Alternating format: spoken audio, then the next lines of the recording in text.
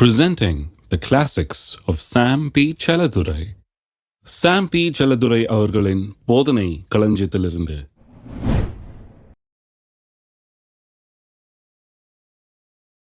உடன்படிக்கையில் representative man என்கிறது ரொம்ப முக்கியம். ரெப்ரசன்டேட்டிவ் மேன்னா பிரதிநிதியாக ஒரு மனுஷன் இருக்கிறான்.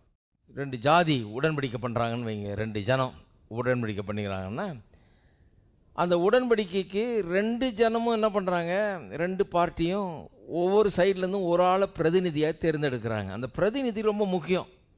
அவர் எப்படிப்பட்டவர்ன்றது ரொம்ப முக்கியம். எல்லாரோடையும் உடன்படிக்கை பண்ண முடியாது, எல்லாரோடையும் எல்லாம் பண்ணிகிட்டு இருக்க முடியாது. உடன்படிக்கை ஒரு பிரதிநிதி, அவ்வளோதான். அந்த பிரதிநிதி பிகம்ஸ் அக்கௌண்டபிள். அவர்கிட்ட தான் கணக்கு கேட்கப்படும். அந்த பிரதிநிதி எல்லாம் சொல்கிறாரோ அதையெல்லாம் அவருடைய பார்ட்டி, அவருடைய ஆட்கள் நிறைவேற்றி வைக்க வேண்டும்.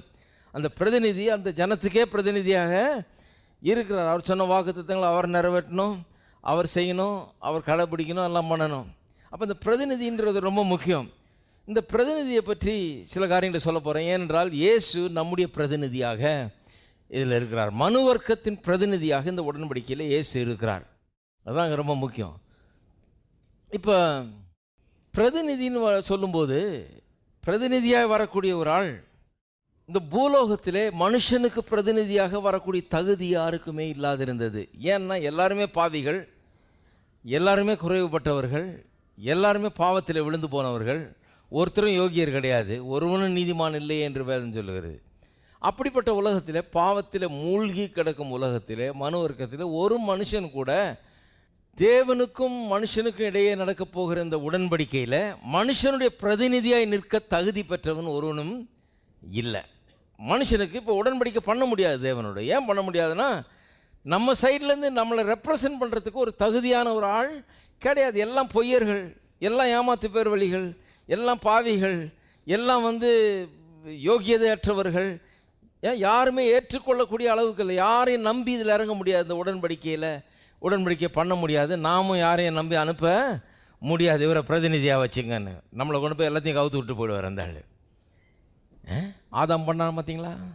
அந்த மாதிரி தான் சில பேர் நினைக்கிறாங்க, பரலோகத்தில் போய் வச்சுக்கிறேன் அந்த ஆளை ஒரு கேள்வி கேட்கணும் அப்படின்னு. அவர் மேலே எல்லாம் கோபம் எல்லாருக்கும். நம்மளை எல்லாரையும் நாசமாக்குனது அந்த ஆதாம் தானேயான்னு. அந்த ஆதாம் மாதிரி நிறைய ஆதாமுங்க இருக்கிறாங்க இங்கே. யாரை நம்மளாலும் ஆதாம் கதையில் தான் போய் முடியும். எங்கேயாவது போய் நம்மளை கவுத்து விட்டு ஒட்டு மொத்தமாக நம்மளை விற்றுட்டு போயிடுவாங்க. அதனால தான் ஒரு ஆளையும் பிரதிநிதியாக ஏற்படுத்த முடியாது, பிரதிநிதியாக அனுப்ப முடியாது, பிரதிநிதியாக எண்ண முடியாது. மனுஷன் பிரதிநிதி இல்லாதவனாக தவிக்கிறான். உடன்படிக்கை பண்ணணும், கடவுள் மனுஷனை திரும்பி தன்னோட சேர்த்துக்கொள்ளணும்னு விரும்புகிறாரு, மனுஷனோட உடன்படிக்கையில் நுழையணும்னு விரும்புகிறாரு. ஆனால் மனுஷனுக்கு பிரதிநிதியாக வரக்கூடிய தகுதி ஒருத்தனுக்கு இல்லையே. மனுஷனுக்கு பிரதிநிதியாக நின்று தேவனோடு கூட உடன்படிக்கை பண்ணக்கூடிய தகுதி ஒரு மனுஷனுக்கும் இல்லையே. பாருங்கள், 9ஆம் அதிகாரம் யோபு 9ஆம் அதிகாரத்தில் யோபு அங்கலாய்க்கிறார். இப்படி ஒரு பிரதிநிதி இல்லையே என்று சொல்லி அந்த காலத்தில், பிரதிநிதி இல்லாத காலத்தில் அங்கலாய்க்கிறார். யோபு 9:32, நான் அவருக்கு பிரயுத்தரம் சொல்கிறதுக்கும் நாங்கள் கூடி நியாயத்திற்கு வருகிறதுக்கும், அதாவது நான் போய் தேவனிடத்தில் போயிட்டு பதில் சொல்லிகிட்டு இருக்கிறதுக்கும், அவர்கிட்ட போய் வாக்குவாதம் பண்ணிகிட்டு இருக்கிறதுக்கும், ஆர்கியூ பண்ணிகிட்டு இருக்கிறதுக்கும், நாங்கள் கூடி நியாயத்துக்கு வருகிறதுக்கும், அதாவது என் நியாயத்தை அவருக்கு நான் எடுத்து சொல்லி நியாயம் செய்யணும் கேட்குறதுக்கும், அவர் என்னை போல மனுஷன் அல்லவே. என்ன சொல்கிறான் பாருங்க, அவர் என்ன மாதிரி மனுஷனா? அவர்கிட்ட போய் நான் சர்வசாதாரணமாக பேசிட முடியுமா? என் நியாயத்தை சொல்லிட முடியுமா? அவர்கிட்ட போய் வாக்குவாதம் பண்ண முடியுமா? அவர்கிட்ட போய் நான் சண்டை போட முடியுமா?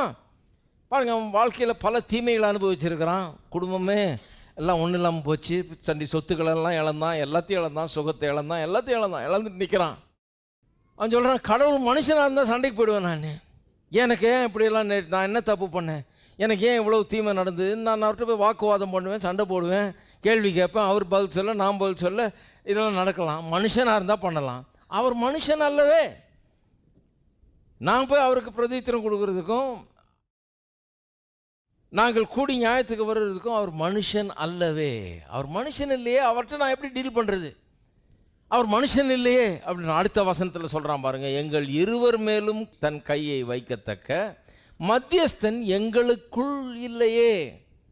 எங்களுக்குள் இல்லையேன்னா மனு வர்க்கமாகி எங்களுக்குள் மனிதர்கள் மத்தியிலே ஒருவனும் இல்லையே. எங்கள் 2 பேர் மேலேயும் கையை வைத்து மத்தியஸ்தம் பண்ணுவதற்கு, எங்களை 2 பேரையும் ஒன்றா சேர்க்கறதுக்கு, எங்கள் மத்தியில் சமாதானத்தை கொண்டு வர்றதுக்கு, எங்களுக்காக 2 பக்கமும் போய் பேசுகிறதுக்கு, கோ பிட்வீனுக்கு ஒரு மத்தியஸ்தர் இல்லையே அப்படிங்கிறான். எங்களுக்குள் இல்லையே அப்படின்னு சொன்னால் மனு வர்க்கத்தின் மத்தியில் யாரும் இல்லை, மனுஷர் மத்தியில் யாரும் இல்லையே அப்படிங்கிறான். என்ன ஒரு பெரிய ஒரு ட்ரூத் பாருங்கள். அது நிறைய பேர் நினைக்கிறாங்க ஒரு சாதாரண வசனம்னு.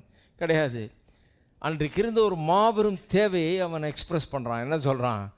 ஒரு மனுஷன் இல்லையே என்னை கடவுள்கிட்ட கொண்டு சேர்க்கறதுக்கு, கடவுளை எங்கிட்டையும் என்ன கடவுள்கிட்டையும் கொண்டு சேர்க்கறதுக்கு, எங்கள் 2 பேரையும் இணைக்கிறதுக்கு, எங்கள் பிரச்சனையை தீர்க்கிறதுக்கு, எங்களை ஒன்றாக்குவதுக்கு. நான் கடவுள்கிட்ட தூரமாக வந்துட்டேன், பிரிஞ்சிட்டேன், என்னை கடவுள்கிட்ட திருப்பி கொண்டு போய் சேர்க்கறதுக்கு ஒரு மனுஷன் இல்லையே, மத்தியஸ்தர் இல்லையே. அவர் மேலேயும் கை வச்சு என் மேலேயும் கை வச்சு 2 பேரோடையும் சமமாய் அவர் பழகுறவராக இருக்கணும், 2 பேருக்கும் சமமானவராக இருக்கணும். தேவன் மேலே போய் நீங்கள் கை வச்சு கூப்பிட்டு வர முடியுமா? அவரை இங்கே வாங்க அப்படின்னு முடியாது இல்லையா? அவர் தேவன்.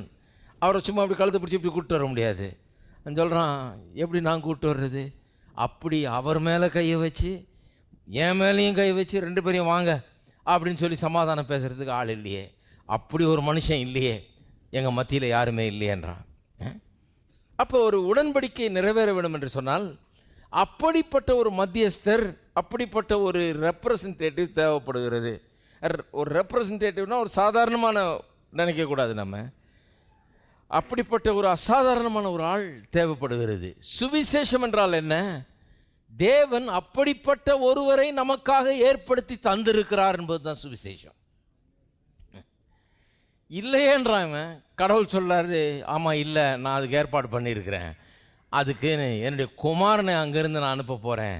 ஏனென்றால் இல்லையேன்றது தான் பெரிய பிரச்சனையாக இருக்குது. அதுதான் பெரிய பிரச்சனை. அதுக்காக தான் என்னுடைய குமாரனை ரட்சகராக நான் அனுப்ப போகிறேன் அப்படின்னு சொல்லி அவரை ஏற்படுத்தி அனுப்பி வைத்தார். அதுதான் சுவிசேஷம். Gospel in its purest form. அதுதான் காஸ்பல், வேற ஒன்றும் கிடையாது. கடவுள் ஒரு மனுஷனை ஏற்படுத்தி இருக்கிறார், ஒரு மத்தியஸ்தரை ஏற்படுத்தி இருக்கிறார்.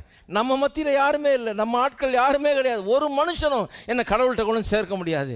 நிறைய மகான்கள் இருக்கிறார்கள், பிரசங்கியார்கள் இருக்கிறார்கள், தீர்க்கதரிசிகள் இருக்கிறார்கள், நல்ல மனிதர்கள் இருக்கிறார்கள், எல்லாம் இருக்கிறாங்க. ஆனால் ரட்சகர் ஒருவரும் இல்லை, மத்தியஸ்தர் ஒருவரும் இல்லை. தேவன் பேர்லையும் கையை வச்சு என் பேர்லையும் கையை வச்சு 2 பேரையும் கொண்டு வந்து ஒன்றா இணைக்கக்கூடிய அப்படிப்பட்ட ஒரு ஆள் எவரும் கிடையாது. இயேசு ஒருவர் மட்டுமே.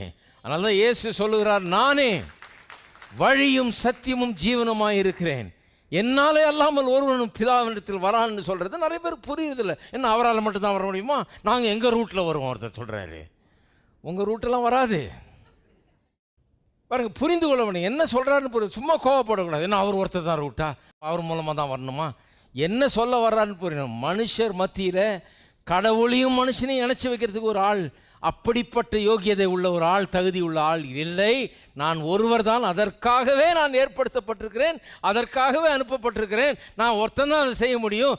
ஆகவே என்னால் இல்லாமல் ஒருவனும் பிதாவினிடத்தில் வரான்றார். அது ஒரு ஸ்டேட்மெண்ட் ஆஃப் அரகன்ஸ் கிடையாது, அது ஒரு கர்வம் பிடிச்ச ஒரு ஸ்டேட்மெண்ட் கிடையாது. அவர் ஏதோ அடாவடித்தனமாக பேசலை, ஏதோ ஒரு மத பிரசங்கர மாதிரி பண்ணலை. அவர் உண்மையை சொல்கிறாரு. மனுஷனை கடவுளிடத்தில் கொண்டு வந்து சேர்க்கறதுக்கு ஒரு மனுஷனுக்கு தகுதி இல்லை.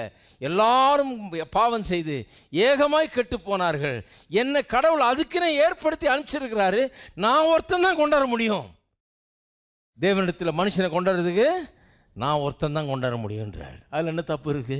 விளங்கிக்கிட்டா பாருங்கள், கோவம்லாம் தீந்துடும். கொஞ்சம் நியாயமாக விளங்கிக்கணும் அது. அப்போ பாருங்கள்,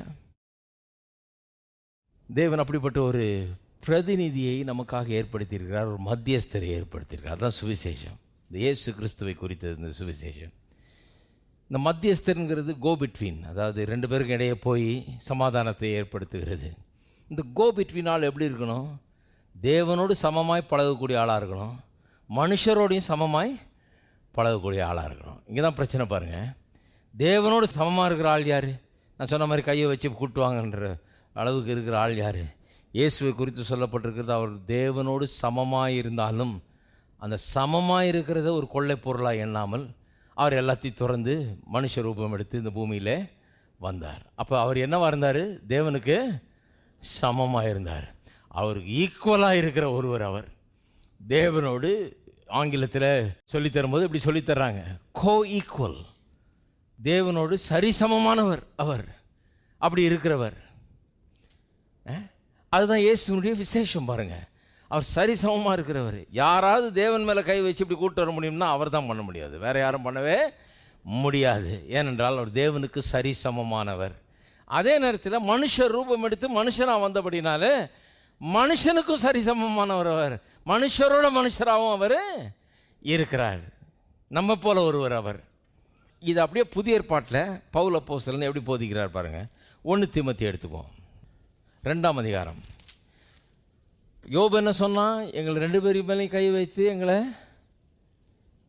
மத்தியஸ்தம் பண்ணுறதுக்கு ஒருவர் எங்களுக்குள் இல்லையே, அதான் பிரச்சனைன்றான். இப்போ பாருங்கள் 1 தீமோத்தேயு 2:5 புதிய ஏற்பாட்டில் புதிய உடன்படிக்கை கீழே பவுல் போதிக்கிறார். 2:5 தேவன் ஒருவரே, தேவனுக்கும் மனுஷருக்கும் மத்தியஸ்தரும் ஒருவரே. எல்லாம் சொல்கிறார் பாருங்கள். யோபு சொன்னது எப்படி இருந்தது, இவர் சொல்கிறது எப்படி இருக்குது. யோபு அங்கலாய்க்கிறான், யாரும் இல்லையேன்னு. இவர் சொல்கிறாரு ஒருத்தர் இருக்கிறார் என்றார். தேவன் ஒருவரே, தேவனுக்கும் மனுஷனுக்கும் மத்தியஸ்தரும் ஒருவரே. ஒரு மத்தியஸ்தர் இருக்கிறார் என்றார். இப்போ காலம் மாறிடுச்சு. இப்போ ஒரு புதிய உடன்படிக்கை ஏற்பட்டிருக்கிறது. இந்த புதிய உடன்படிக்கை விசேஷம் என்னென்னா, இதே ஏதோ ஆடு மாடுகளை பலியிட்டு ரத்தத்தை சிந்துற அது அல்ல. இந்த புதிய உடன்படிக்கையின் விசேஷம் என்னென்னா, ஒரு விசேஷமான ஒரு மனிதர் தேவனிடத்திலிருந்து அனுப்பப்பட்டிருக்கிறார். அந்த ஒரு மனுஷர் மட்டும்தான் மனுஷரை கொண்டு வந்து தேவனிடத்தில் சேர்க்க முடியும்.